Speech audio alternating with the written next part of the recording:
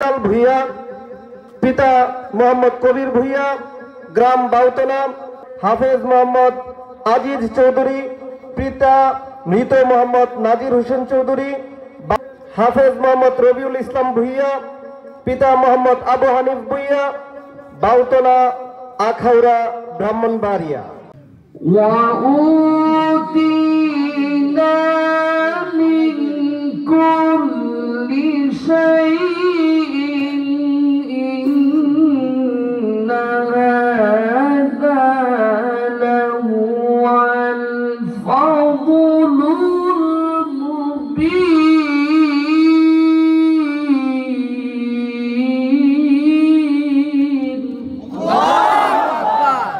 وقال يا أيها الناس علمنا منطق الطير وأوتينا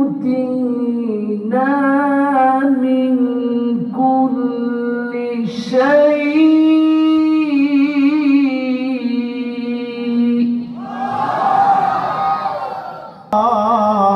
তুমি খাওয়া দাওয়া অন্য কোথাও করবে, শুধু রাত্রির বেলা আমার বাড়িতে অবস্থান করবে।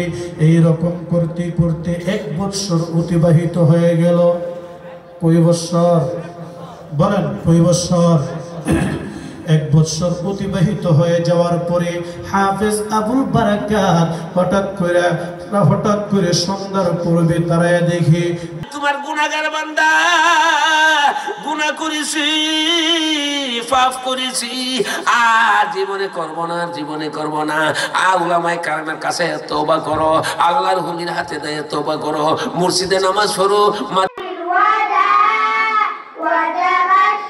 يصلح لكم أعمالكم ويغفر لكم ذنوبكم ومن